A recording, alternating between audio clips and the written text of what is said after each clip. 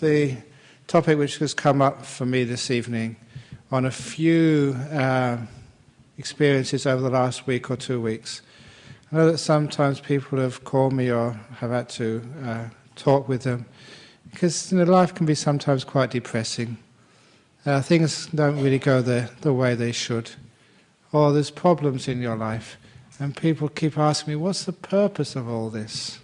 And what the heck is this life all about? Can you please give me sort of some great overview, the big plan, so I know what the heck I'm doing this for and why these things happen to me? So this evening I'm going to talk about the very simple subject of the meaning of life. Or rather than that, because even that subject is becomes theoretical. It becomes like some sort of idea. And so that is not going to be the slant which I'm going to give to this talk. The slant I'm going to give is not finding the meaning of life, but putting the meaning into your life. It's a totally different idea. The meaning of life is describing you some theory, some religious view or spiritual view, just to telling you what to believe or how to look at life. But no, I'm telling you how you put meaning into your life. Because if you don't put meaning into your life, you'll find that life does become quite meaningless. And you just wonder what it's all about, what you're doing this for. There's nothing which really can give you any drive, any passion in your life. And I say this as a monk because I'm a very passionate monk. A compassionate one, at least. But I really put a lot of energy into whatever I do. And that is, for me, what passion is, because you understand how to put something really important into your life, some meaning into your life. And I found out that most people in this life who do get depressed, who do sort of get negative, it is because they haven't learned how to put meaning, the real meaning, the proper meaning into life. Yeah, sure that people actually put a lot of energy and struggle in their life just to getting on in this world, to succeed. And the trouble is that we don't know really what success is. When you're a kid, you're at school, you think success is getting your grades at school or in exams or whatever. And look, that you should all know by now, because how many of you did really well at school? But you can still be happy and find meaning in life. Otherwise, if you really have to be the A-grade student, if they're the only ones who have meaning in life, you might as well commit suicide after grade 12 if you don't get to university, which is a stupid idea. But you find out that is not real meaning in life. So you find out, most people, they find out that they try it and they assume that other people know what the meaning of life is, and they just follow other people like sheep. And because they follow other people like sheep, yeah, you do work hard at school because that's what your parents and teachers tell you to do, and think, if I do this right, then I'll find some meaning and I can find happiness. And then afterwards you go to work and think you can find meaning in just your bank balance or your possessions or whatever else which you start to attain in life, and then you start questioning that. That doesn't really give you what everyone promised you. Certainly that was my life. Going to school, I did really well. I did work hard. So I got this great degree from Cambridge University. That was just a big downer afterwards. Is this it? All this which I was promised, all that hard work which I did to getting a big degree from a big university. So what?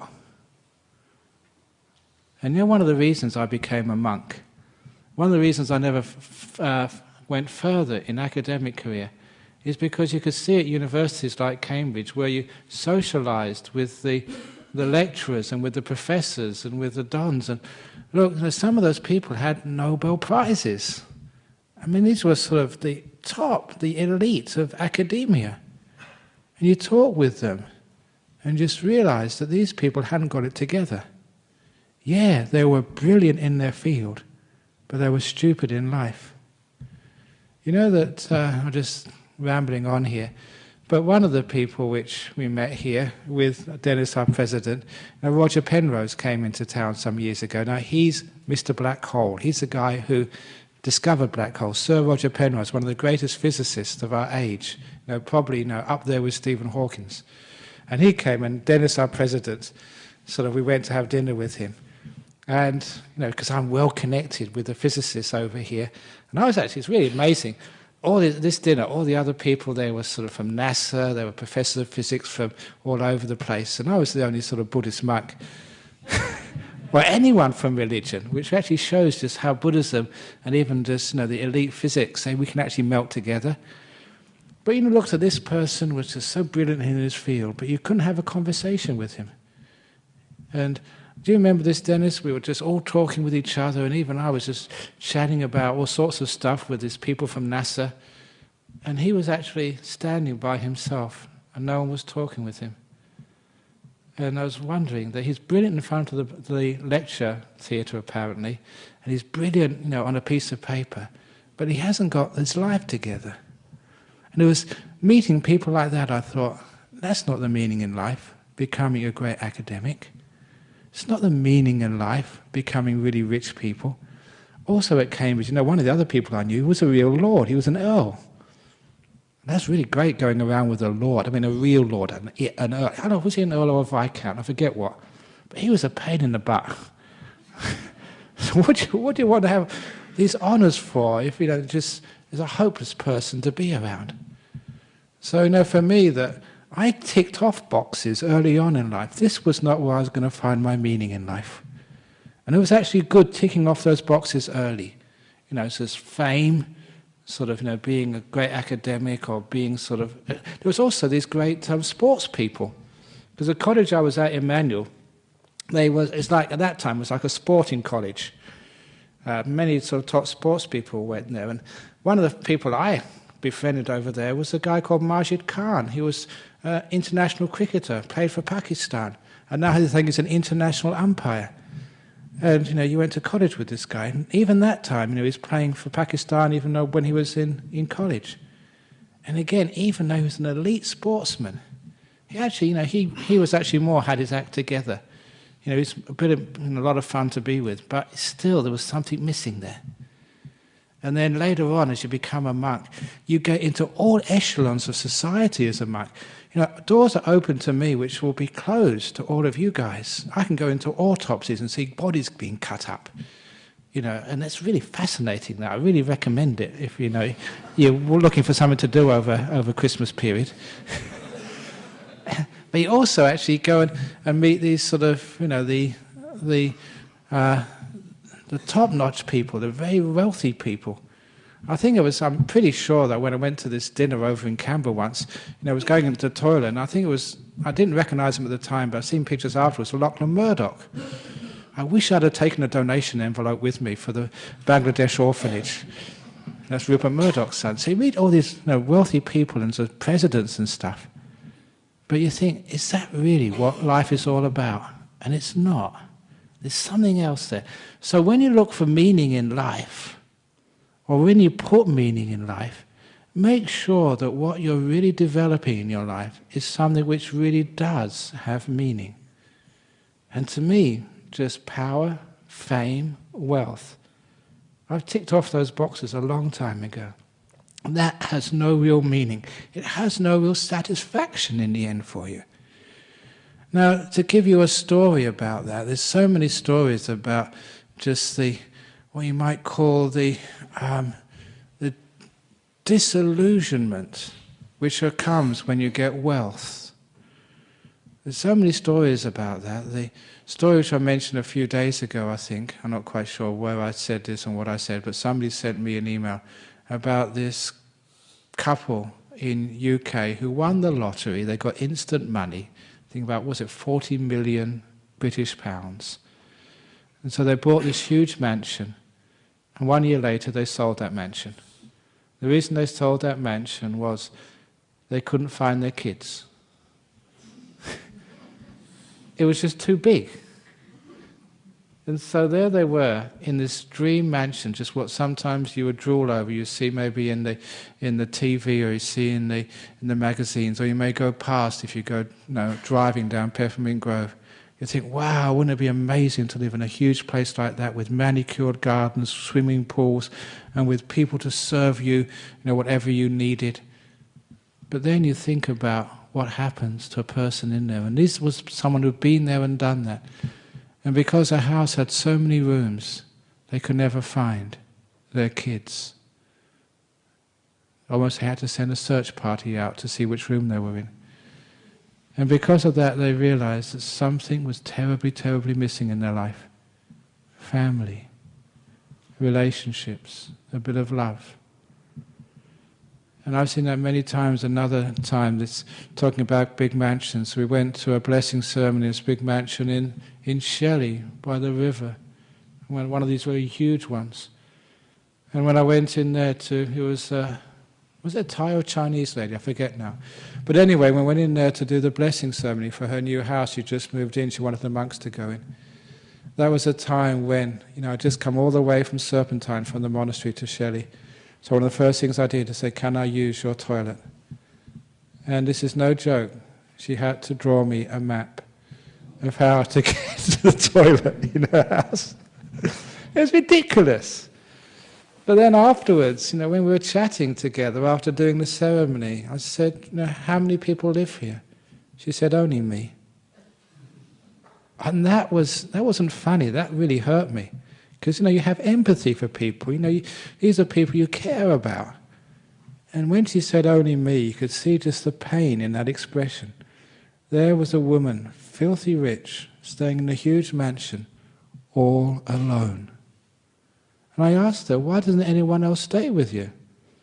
And she said, I'm afraid of my family. I'm afraid they will ask me for some money. Ask me for a loan. I'm afraid of any friends. I don't know if they're my friends because I'm rich and they want a loan or want to borrow some or want a gift or something. And because I don't trust anybody, not even my family, that is why I'm alone. And I thought that was a person who was imprisoned by their wealth. They weren't free at all. If I was them, I'd say, take that wealth and burn it. And have some freedom, because what has more meaning in life? Being free and just being able to enjoy your family and friends and have a great time together, or having that great wealth. So please, in your life, forget about the lottery tickets. You're not going to win anyway. And if you do, that's even worse. Forget about just getting the advancement in your work. Because, so you get sort of the upgrade in your work and you get a bigger salary. But it means, you have to work so much harder, so much longer, with more stress, and you don't see your family, your health goes down. Is that really what you want to do in life? And I'm very, very impressed with people who actually turn down the promotion. So, no, this is enough for me. I want to be home at 5 p.m. or 6 p.m. to be with my kids. I want to have those holidays where I don't have to worry that you're going to SMS me to come back to the office because there's some important contract to fix up. Because at least they've got some understanding of the meaning of life, and they're putting that meaning into their life. I know many people talk about this, but it really is up to you to take hold of your life and not just be a victim and just go along with life and just allow these things to happen to you. You do have that choice. As they say in Buddhism, you are the owner of your karma. It's a very powerful statement which we don't really say enough. You're the owner of your karma. In other words, you have it in your hands. You have it in your hands to guide into your future and really do put meaning into your life. So you need to work. No, please have great jobs, but fulfilling jobs. And that doesn't mean your bank balance. It means when you go home at the end of the week, you've got enough money to pay the bills, but you feel you're actually doing something useful for the world as well. Because in those days which I had at university, it was fortunate that we did have time. We had time to reflect. And that's such an important thing in your life, to take that time out, not to do things, but just to stand back and just to reflect upon your life and which way it's going and how it's going and what is really important to you in life. Because we're coming to the end of this year, December already, and it's a great time. When things end, it does give you the opportunity to stop and reflect, because life goes on so fast. It's like a train which never stops, so you can't get out and just think, where the heck am I and which way am I going? This time of year is great for that. You have holidays, and so don't fill your holidays up with all these activities. Don't just think, I have to get this out of the way, I have to get that out of the way, all these jobs which have been building up for the year. If you just get jobs out of the way, you find that life gets out of the way. And that's one of the things which I've seen myself doing in the monastery, because I got lots of business, I got lots of responsibilities and work to do, lots of things to fix up and to settle and to do. But sometimes I catch myself, I say, I've got to get this out of the way and that out of the way and this out of the way and that out of the way, and then I'll meditate. And you find out you don't meditate at all, you don't stop. And so I decided, no, I'll get peace out of the way first of all. I get that done first of all, then I'll do all my other jobs. It reminds me of one of the old monk jokes. There are actually real Buddhist jokes. And this is a joke about, I may have told this a couple of weeks ago, I'm losing my mind, I don't mind. But what I told last week, what I told this week, who cares anyway, but it's such a good joke. If you heard it before, it's a golden oldie about the monk who was called up at his monastery by someone, can you please come round to do a blessing at my house? And the monk said, I'm sorry, I'm busy, I can't come. And the caller said, what are you doing, monk? He said, I'm doing nothing. That's what monks are supposed to do, nothing. And the caller understood, you appreciate, monks are supposed to be left the world and find peace, and not just to be in their monastery doing things all day. That's the purpose of being a monk or a nun, to sit out there and just to contemplate life and to be still and to be peaceful and to let go of things and just to sit under a tree and just watch the trees grow. That's what we're supposed to be doing. So the man actually understood that and said, okay, very good, monk. So he rang the next day. He said, look, I really need you to do a blessing. Can you come to my house? He said, no, I'm busy. He said, that's what you said yesterday. What are you doing? I'm doing nothing, said the monk. But you said that's what you're doing yesterday. And the monk replied, yes, but I'm not finished yet.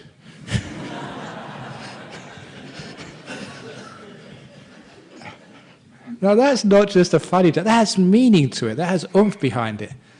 So look, somebody's your wife says, no, can you come and give me a hand? Say, darling, I'm busy. What are you doing? Nothing. How long is it going to take? I don't know, maybe all my life. Maybe that's going too far, but isn't it really important actually to have this great opportunity when you do nothing?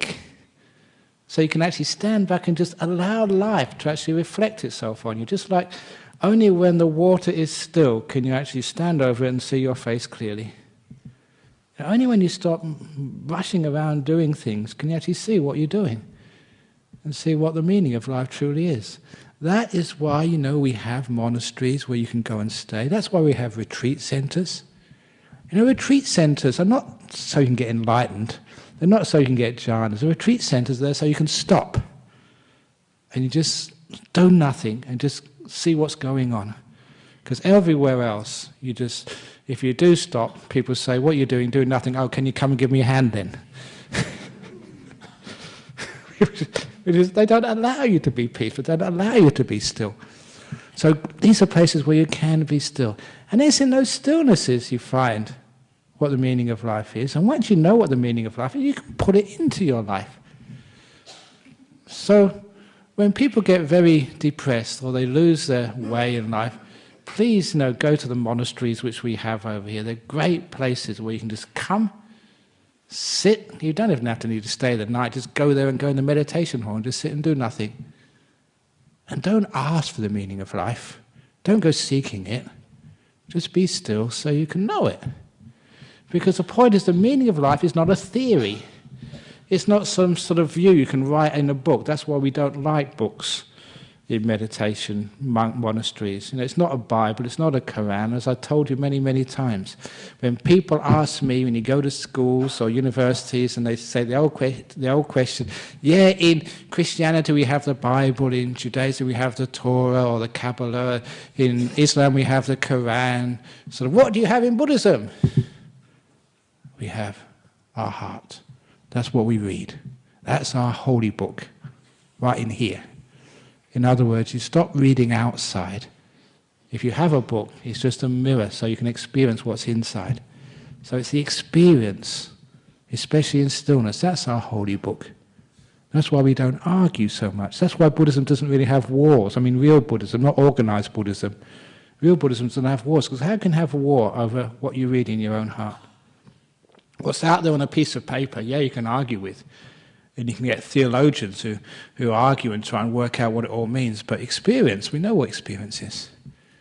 So your meaning of life, what really has meaning for you in life?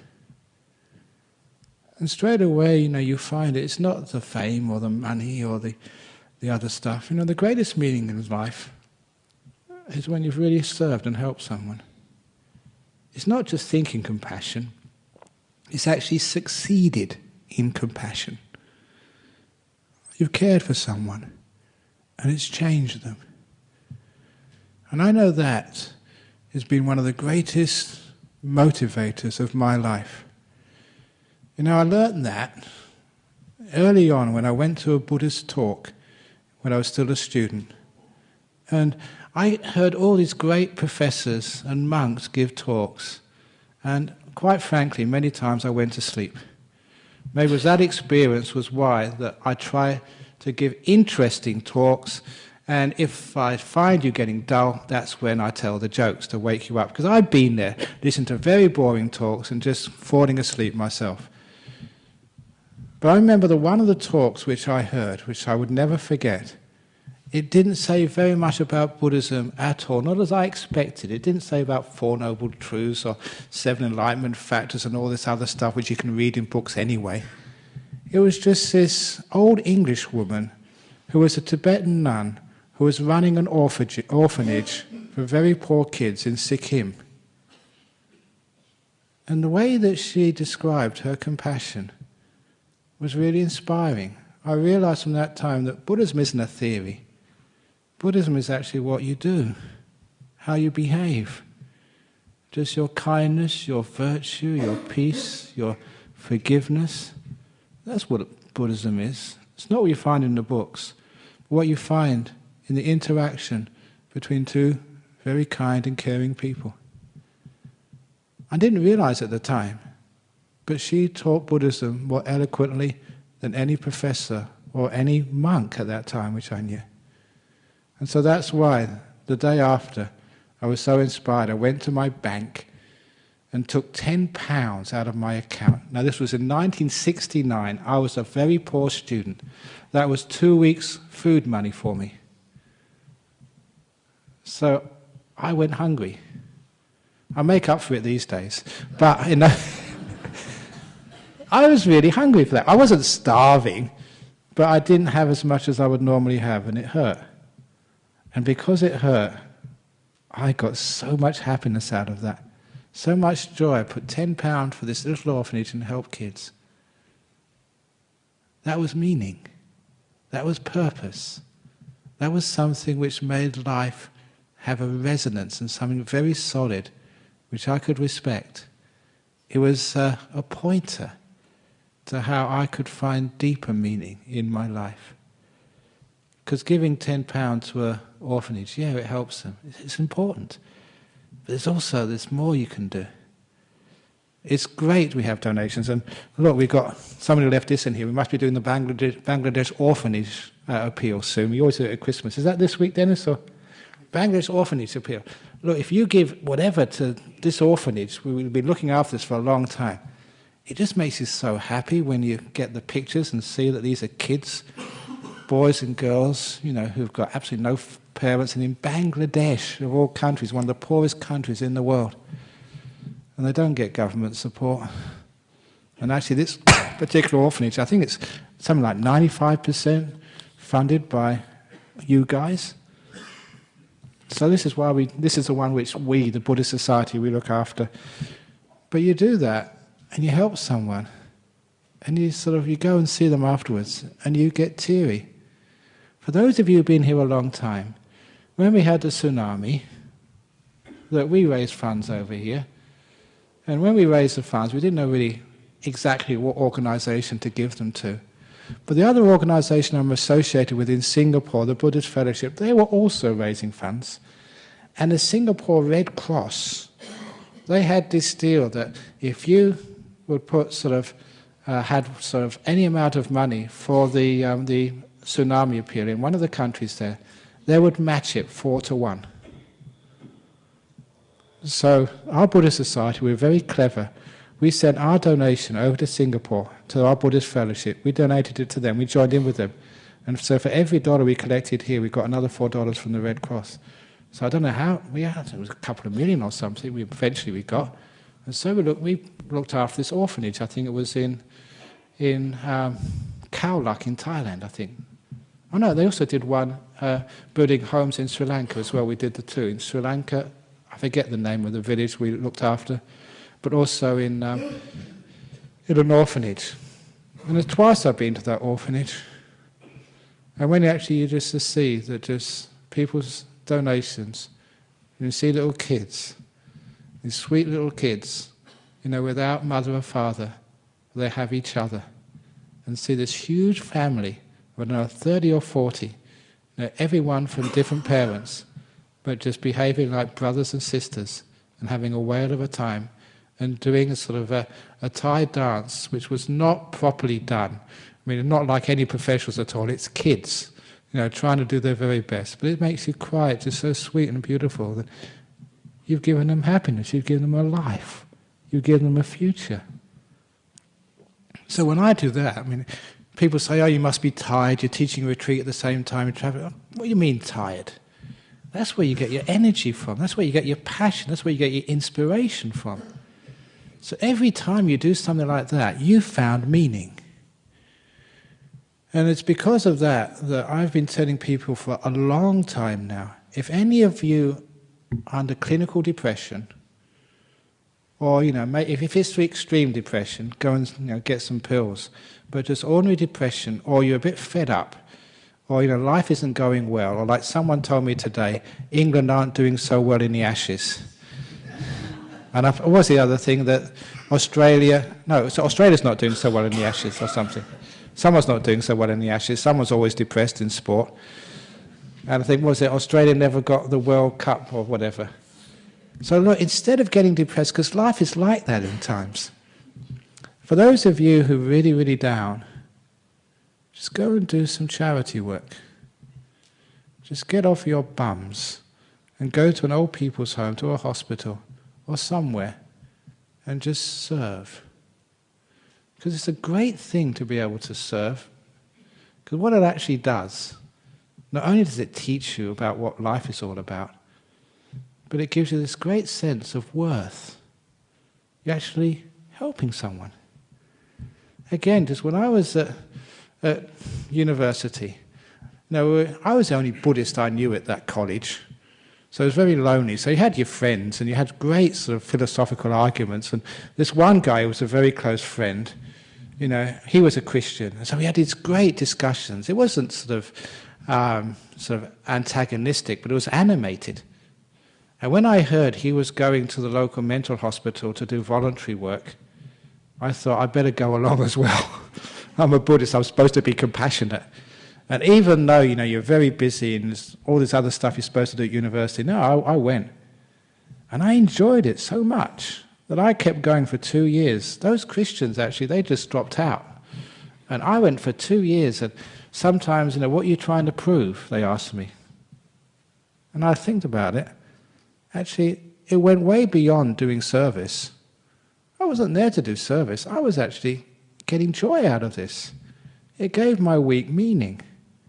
Just to go and hang out with Down syndrome's kids. And that's really all I was doing. I wasn't an expert. I wasn't trying to do anything much with them except just be with them.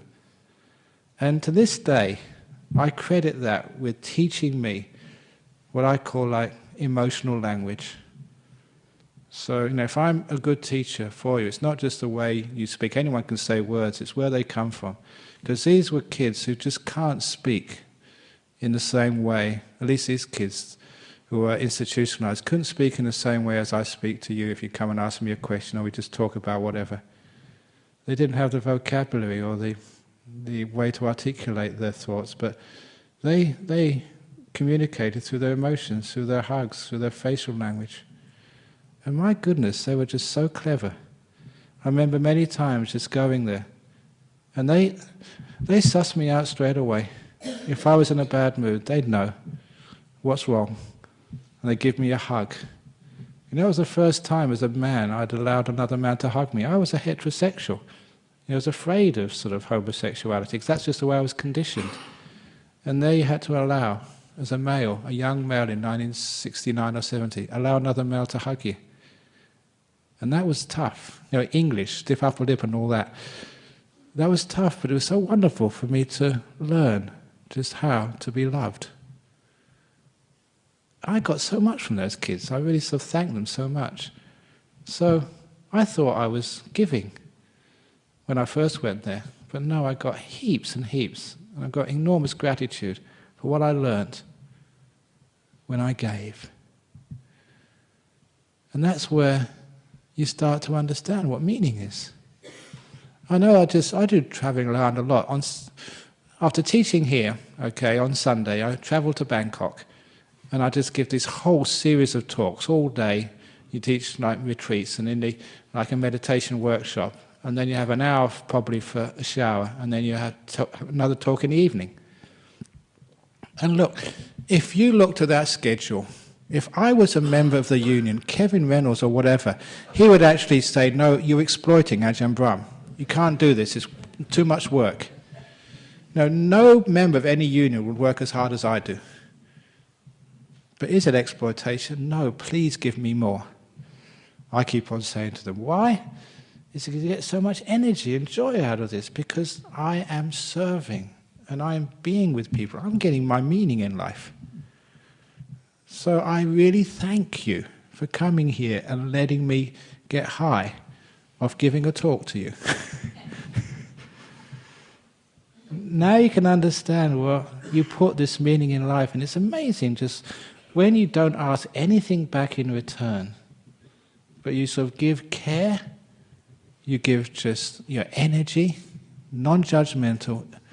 It's amazing just how much meaning you find in just the ordinary things in life of just being with someone, caring for them, being with them, and just learning and growing from each other. And there's never ever any idea of superiority, because it's never about me being better than you or you being better than me. As I keep on saying, the secret of any relationship, even if it's just talking with somebody on the bus, it's never me, it's never them, it's always us. I'm just trying to remember that. So it's not me talking down to a person or talking up to them. It's never about me or you.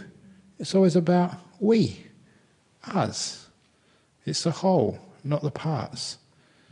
And that changes the whole way we look at, our interactions. It's not an interaction, as Thich Nhat Hanh said, it's an interbeing which we have with each other. And there you can find a great amount of meaning. One of the reasons you have that extra amount of meaning, because in those interactions, when you disappear and the other person disappears anymore, it's never self. It's never about me. That terrible, terrible idea in life about ego, me and mine, which unfortunately we learn when we're very young at school. That's where we usually start gaining our personal identity and thinking that we're actually separate from other beings. We get our name. I remember I got my peg at the schoolyard where I had to hang my raincoat and had a little name underneath it. And I realized that I had to put my name on the books. And I developed my identity, the thing which separated me from other beings. I was told to go to the male's toilets, not the female. They had the male playground, the female playground in the primary school. So that separation gave me identities. And you know how separation causes all the problems in this life. I'm not saying that the men you should go into the female toilets tonight. That would get you in a lot of trouble, so the girls go to men's toilets.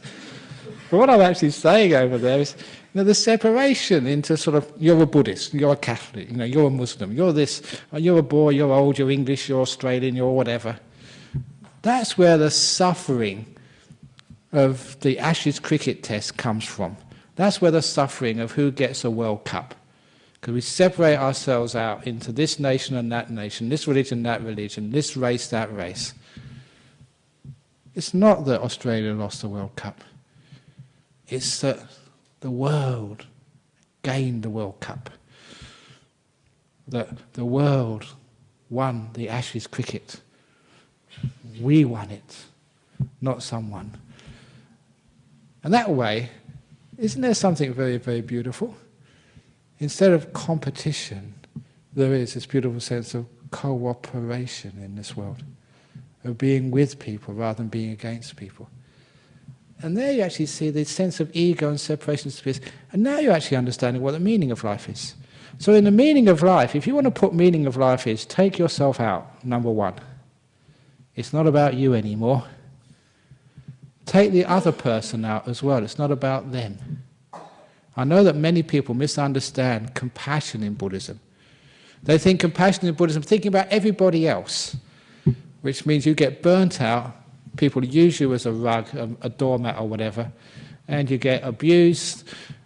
You don't count because you're sort of always this self-effacing person in the sense that you're thinking about everybody else. After a while you get burnt out, you get depressed, and you get a real mess. That is not compassion about just sacrificing yourself for other people. Compassion is looking at yourself, no more, no less, looking at the whole, everybody. It's all about us. You disappear. The other person disappears. It's about community, family, the whole race, the whole beings, all sentient beings, the whole earth looked upon as one organism with many different parts, like the ant's nest, all working together, never thinking of yourself as an individual or the other.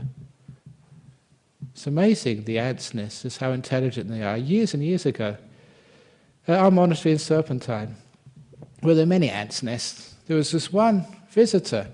He decided to give the ants an intelligence test. Because the ants' nest, he put a sugar cube on top of the ants' nest. And I wondered, the ants love this sugar, but it's like one of these hard cubes. I wonder what they would do with this. Would they break it up to take it into the small holes, to take it into the center of their nest, or what would they do? And he really couldn't believe their intelligence, their engineering prowess. What these ants did, they excavated under the sugar cube. So day by day, the sugar cube got lower and lower and lower and lower. And when the top got below the surface, it put the earth on top again. Exactly the same way, I think the Viet Cong buried the American tanks during the Vietnam War, how they actually drew them underground. And there was just a community of ants who'd never seen a sugar cube before, ever. Incredible intelligence when we can work together. Isn't it terrible that we work against each other so often, especially in our companies, in our businesses, in our religions? When we work against each other, we never get anywhere. You work together, there's no end of successes. So meaning in life, giving you success, is learning to work not as me working with you, but always about us. Change the whole mindset. That's one of the reasons why in Buddhism we stress sort of non-self. We stress compassion. The two go together. This is not a theory. It's actually the way we experience life, a different framework for looking. Which is why that when you do service, that's where you find meaning, because you disappear, you vanish. But if you ever do any service and you think, I'm doing this for my merit, for my good karma, you won't get very much out of that. Because it's, again, personal. It's just what this monk calls spiritual materialism. It's a great word, because once you have the word, you can see so many things which you can actually put under that umbrella of spiritual materialism. You see you doing that sometimes. I don't know how many people go onto a retreat and they're really trying so hard to get nimittas, these beautiful lights in the mind, or they're trying to get jhanas. Spiritual materialist again. You're trying to get something. That's one of the reasons why, if you ever go on a retreat led by me, I'll repeat something which Ajahn Brahm, who was a great teacher, said, you meditate not to get things, but to let things go. Not to get, but to lose things. Which is one of the reasons why I said at our monastery, I think today, I said, monks and nuns, we are the biggest losers. We've lost everything. I've lost my degree. I've lost any possibility of having a wife and kids. I've lost sex. I've lost movies. I've lost everything. But you see if you can lose a bit more, because you can always lose a bit more. And you can see what it means is you're letting go more, you're detaching more. And so it's really incredible that we talk of biggest loser being like something very negative. And if you call someone a loser, that's one of the worst things you can call a person in our modern society. But if someone calls me a loser, say, yeah, you've got it. Thank you for that wonderful accolade and piece of praise. I'm really trying more to lose more things, so thank you for calling me a loser. That's in monastic terms, that's actually a compliment. So if anyone on the street calls you a loser, it means your spiritual practice is going very well.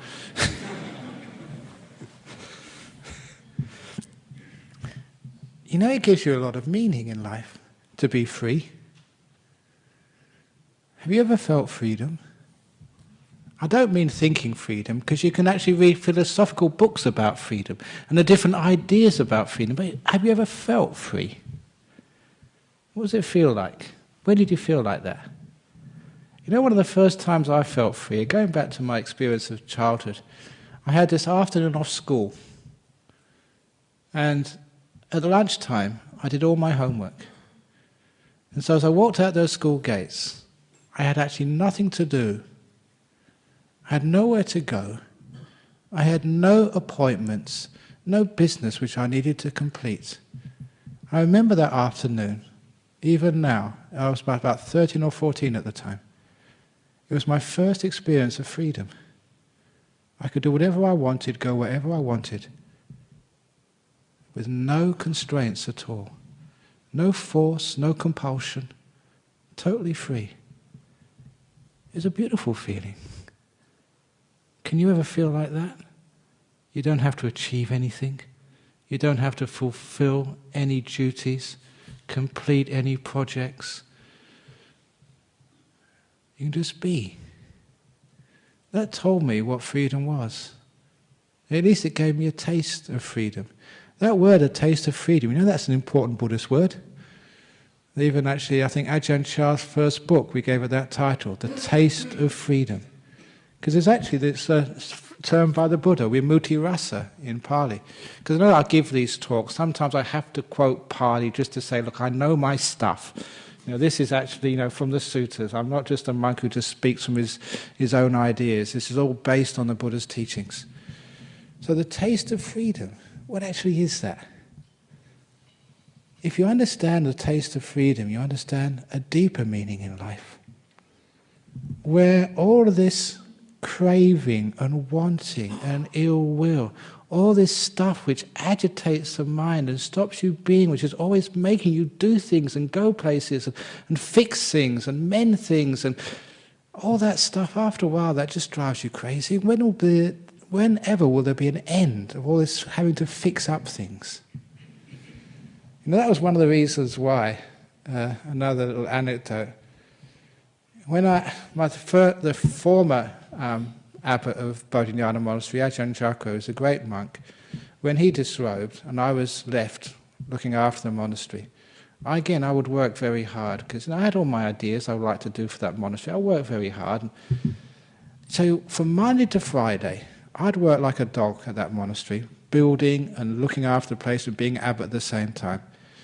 Many of those buildings there, I built myself, laying the bricks, and Dennis knows that, he's seen me down there, he's our president.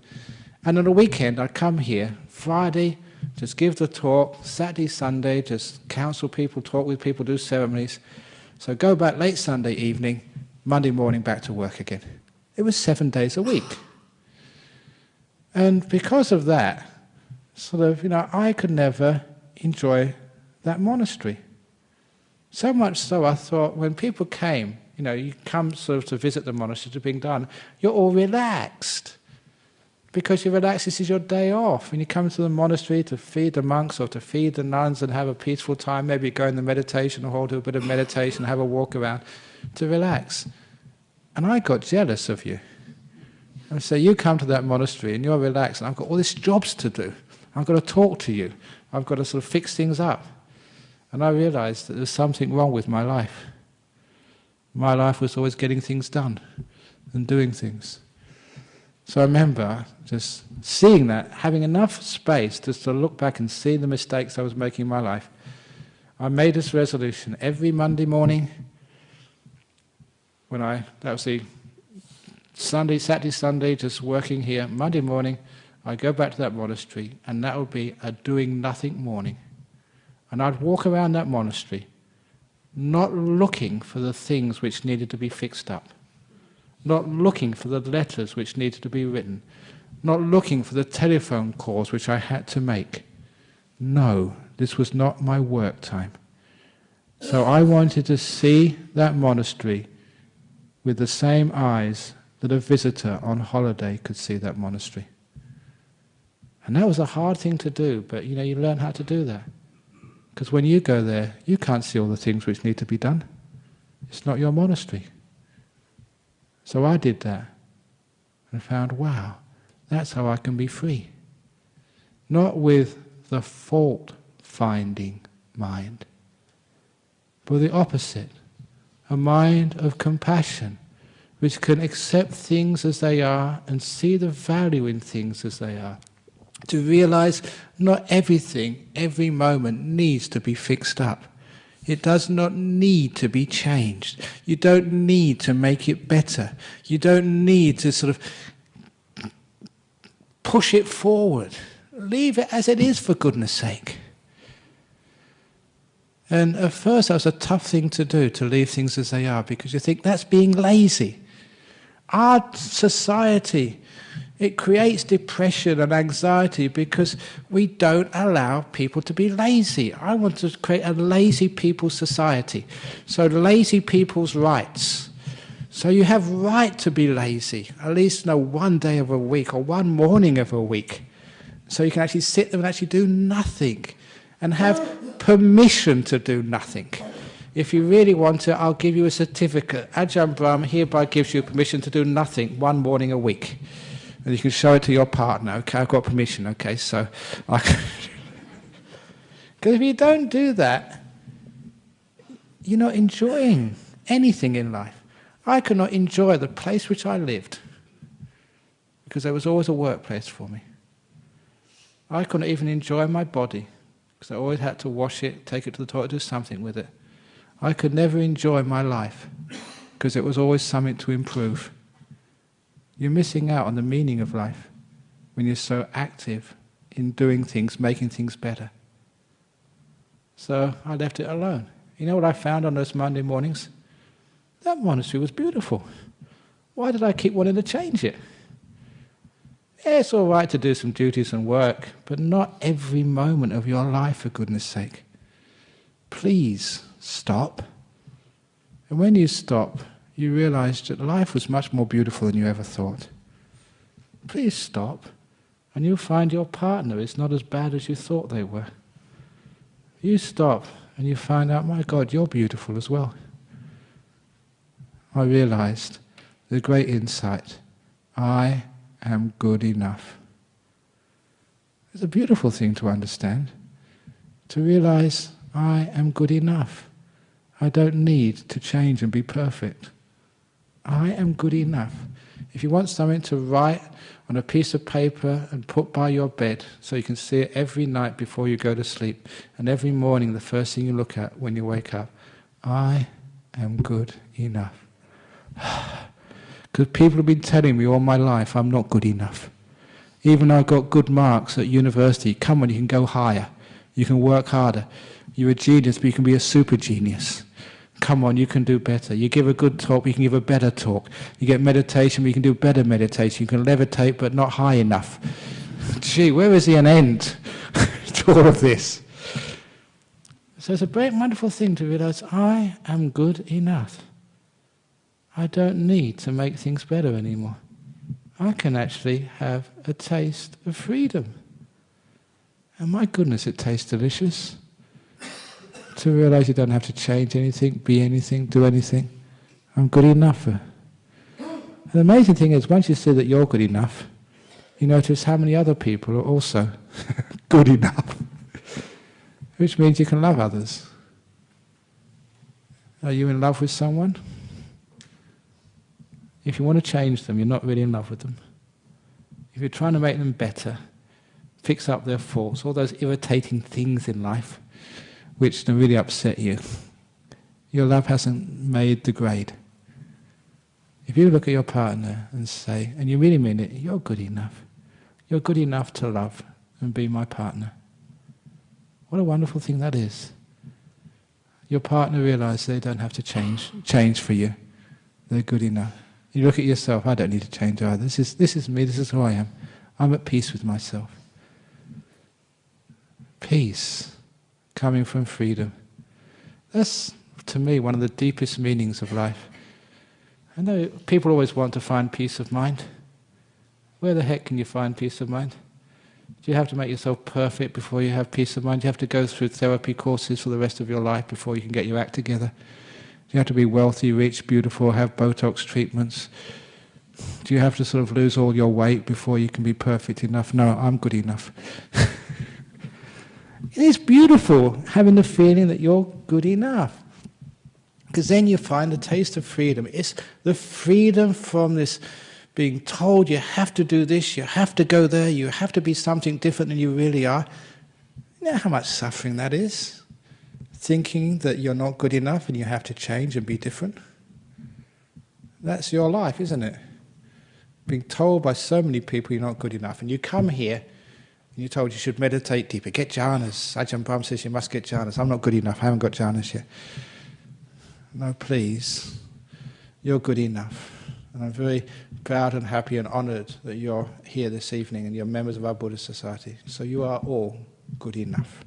I'll give you that certificate. Good enough certificate. If you don't believe it, I'll sign one for you. So you get this wonderful taste of freedom. How many other places can you actually feel free? How many other places you think that someone's judging you, they're sort of criticising you, trying to sort of make you different? At work, always having to work harder. In home. Please, in a home, love each other. And don't always try and sort of make each other different. The rest of the world makes you do that. Not at home. Please, let that be like your holy place, your shrine, your sacred area. A home should be like a temple of love, where people are accepted and not criticised. So if you can actually do that, you're understanding what the taste of freedom is. And then you do find these moments, deep moments of peace of mind. Just like that afternoon I had free from school. Total peace.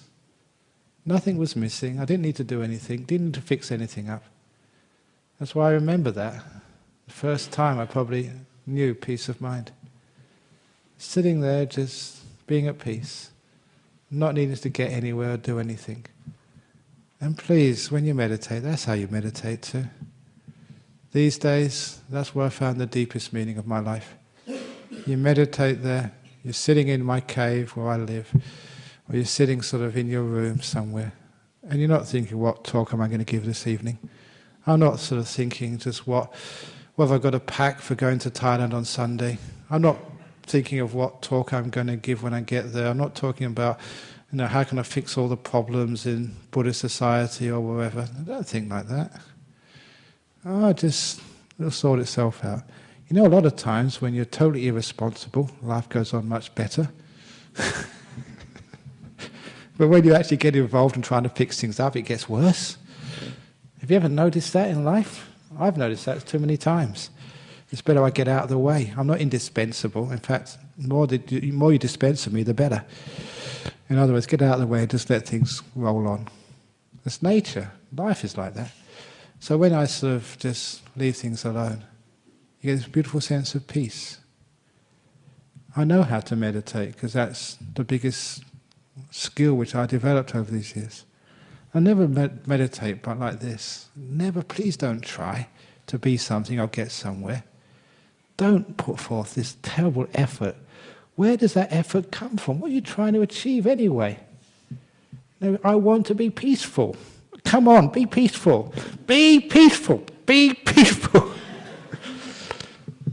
I just exaggerate there just to show what you're doing when you meditate, which is why people don't get peaceful in meditation. How do you become peaceful? You just put things down, leave them alone. Stop disturbing the process. So you get out of the way and you don't do anything. You just leave things alone. Be kind to this moment. Allow this moment to be. So you're not trying to get anywhere, do anything. You're not striving or struggling, trying to make your mind different than it is. If you've got a stupid mind and it's all over the place or it's tired, leave it alone. It's none of your business. Just like my monastery, and on Monday morning it's not my business. I just look at it as if I'm a visitor. I don't try and change it. Because I didn't try and change that, I notice its beauty. Just like you notice its beauty when you visit there. So when in my mind I stop trying to change it, I'm not the abbot of my mind. I'm not the manager, the controller, the boss. So when I visit it, I see it as beautiful as you see the beautiful monasteries in which our monks and nuns live. Your mind is already beautiful, why are you trying to change it for? So change your attitude instead. Make peace with your mind, exactly as it is. And just like me, I found my monastery was just so beautiful. I found peace of mind, not by trying to get peace of mind, but stopping the getting, stopping the wanting, and realized peace of mind was there all the time. Only I was just looking somewhere else, always trying to find peace of mind over here, over there, anywhere, but instead of just in this moment with my mind as it was. That is the most powerful meaning of life.